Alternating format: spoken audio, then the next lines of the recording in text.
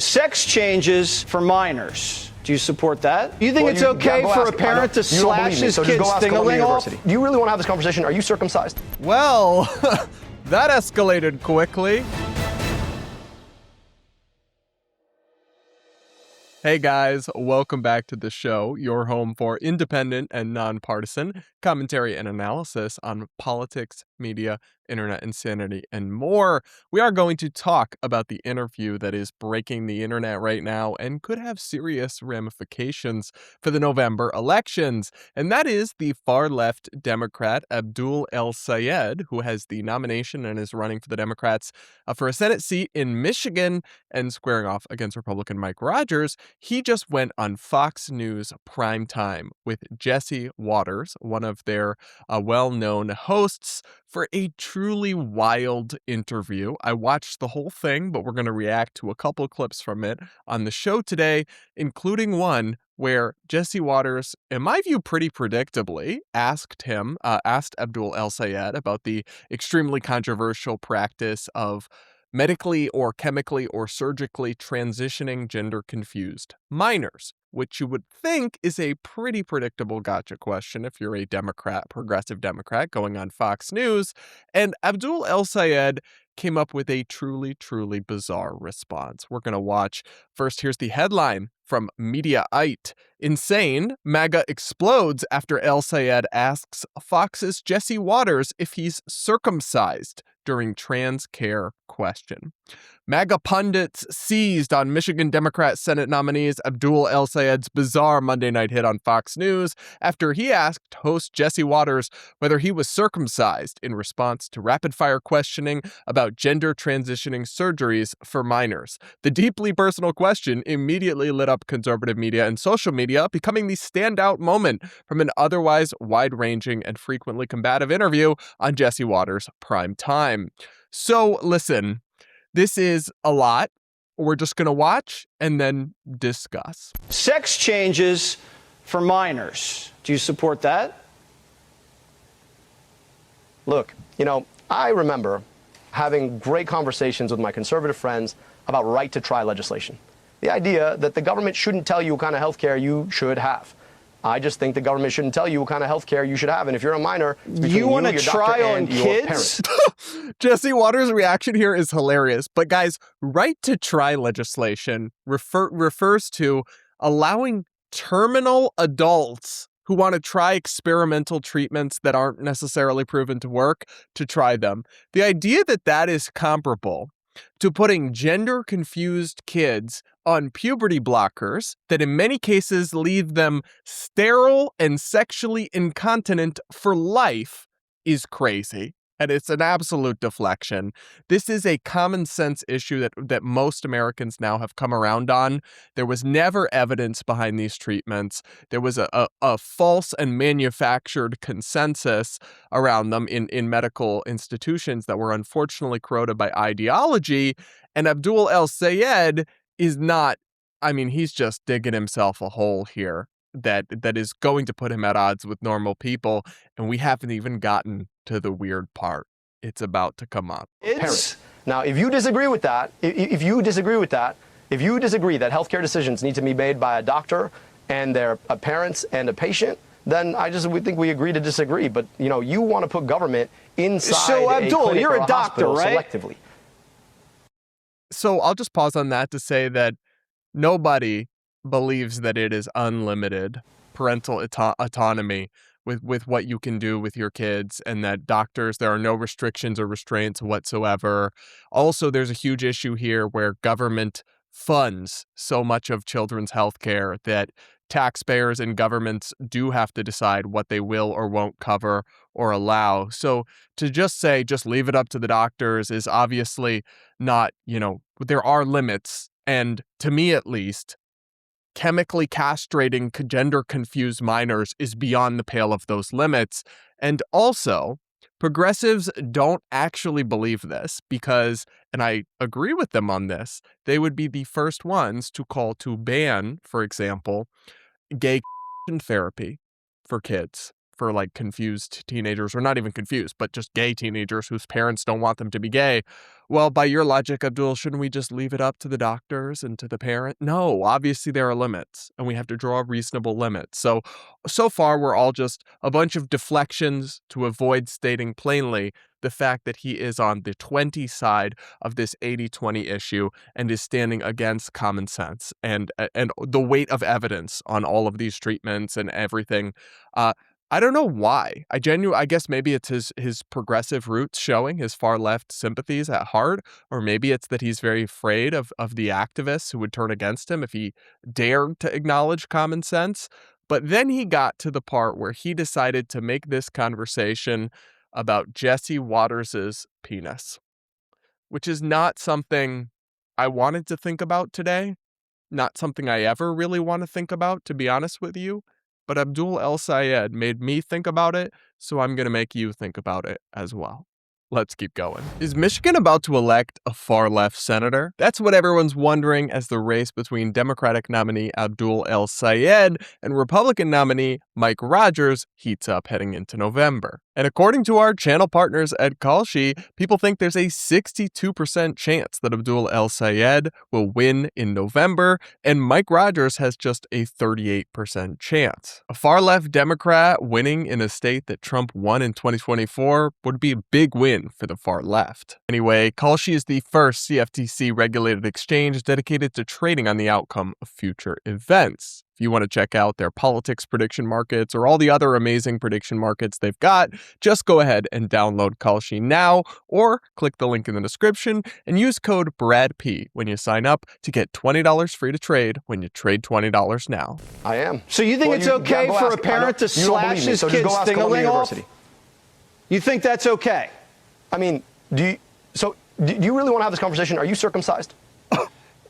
Yeah, but I mean, that's a Jesse, personal question. Okay, doctor. So you probably should want to move on. Is circumcision's different than castration? I think it's a problem.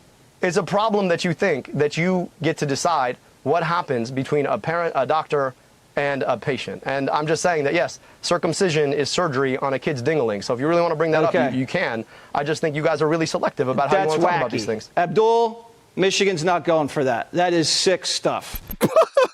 Jesse Waters just eats him up there. I'm sorry, but that is just a crazy response on so many levels. First off, to make it about Jesse Waters and whether or not he's circumcised misses the obvious rejoinder to this, which is that Jesse Waters is, and this is the funniest part about this, Jesse Waters is not bright.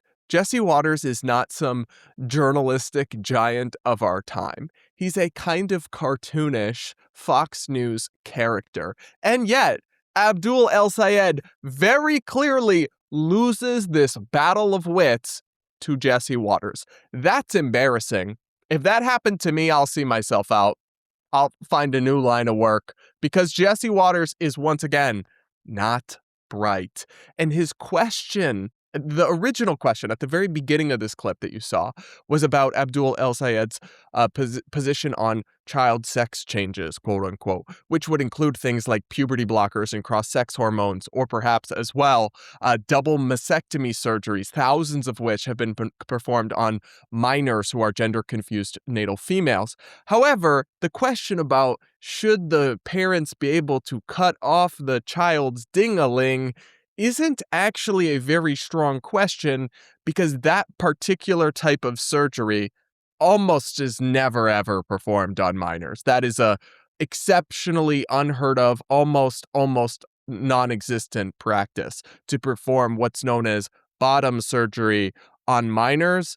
It almost never happens. So that's actually an example where the question is not well targeted, and he could have said that, Jesse, you're talking about something that has never happened in the state of Michigan, or whatever. It's like he could have disputed the premise much more effectively or dodged the question.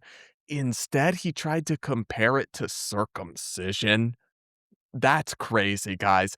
That is insane.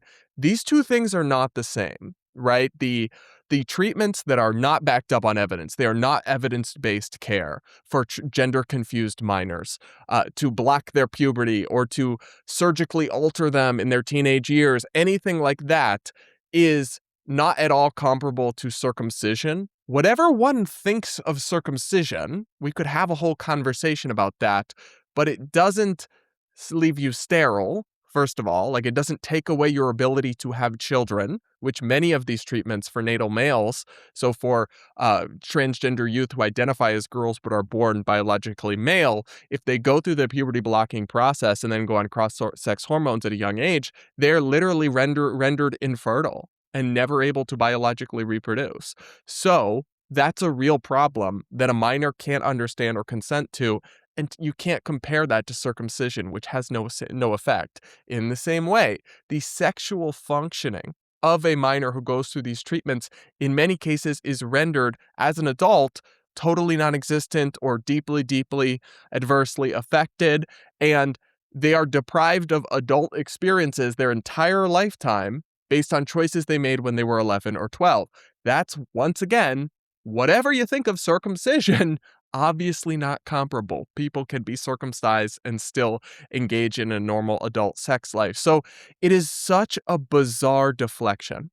And the point I want to make about it, that is just doesn't address the point at all or make any sort of argument whatsoever. And the point that I want to make about it is that they had to know this was coming. Seriously, Abdul El-Sayed and his staff must have known that if you're going on Fox News, they're going to try to talk culture war with you. And and unfortunately, the Democrats have allowed this to become an open lane to easily attack them on because they can't take a common sense position on it, or at least many of them refuse to. But this idea of transitioning kids. So they had to know a question about transitioning kids was coming. And they brainstormed and they huddled, and this is what they came up with? Are you serious? If that's the case, if that's how this played out, Abdul El-Sayed needs to fire every consultant that was in the room for that conversation. And if somehow they prepped for this interview and didn't talk about what to say or what not to say, because, listen, I totally disagree with the progressive position on this issue, but I could give you a boilerplate answer that is more defensible or less crazy and less creepy and obviously absurd than what Abdul El-Sayed just vomited up here that's now going to go viral. And listen, he might win anyway. The tides are just so strong with Democrats going into this midterm election. And Michigan is in many ways a blue-leaning state now. He might win anyway, but this kind of clip is going to hurt him. I mean, people that see this, even Democratic-leaning voters, are going to be like, "Oh, what is this, a crazy person?" And that's part of it. But the consultants that either prepped him with this answer or somehow failed to predict this topic coming up on Fox News are absolutely incompetent, and he should be embarrassed by this embarrassing display and bizarre answer. And then, a lot of progressives will be like, this is just culture war stuff that doesn't matter. Well, first off, on this issue, it does. They actually do vote on issues related to this as a United States senator because they vote on the scope of what Medicaid and other government healthcare programs cover in terms of gender transition, and they vote on legislation that potentially restricts this. So I disagree that it's like irrelevant. Now, obviously, it's an attempt at a culture war gotcha, but that's because y'all refuse to just take a common sense position on it, and then it functions as a sanity test. People see an official like Abdul El-Sayed so beholden to activists or ideology or something that he can't even come down on the obviously common sense correct position on an 80-20 issue. And they lose trust in his judgment more broadly. That's why it's relevant. It's a sanity test, and these progressive candidates keep failing it. And they're not even close to coming up with any sort of acceptable answer or normal "Are you circumcised?" to the TV host is freaking crazy. And then he sat there smugly, like thinking he did his big one. Then you might want to sit this one out. "Oh, you're circumcised? Then you can't be against the experimentation on and sterilization of gender-confused kids by doctors." Democrats, come on. This is your best and brightest that you're putting up as nominees? Good grief. were even more cooked than I thought. Anyway, guys, this clip is going viral, as are several others from this interview that we'll break down on the show later. But this is my take. I can't say I'm surprised, but I'm still deeply, deeply disappointed with the Democrats' handling of these issues. And once again, when you find yourself being outwitted and outmaneuvered by the brilliant, brilliant mind of our times of Jesse Waters, that should cause you to look in the mirror and reflect. Anyway, that's my take on all this. You guys will have to let me know what you think in the comments below. Make sure you're subscribed if you aren't yet. Do hit the like button, and we'll be back with more real soon.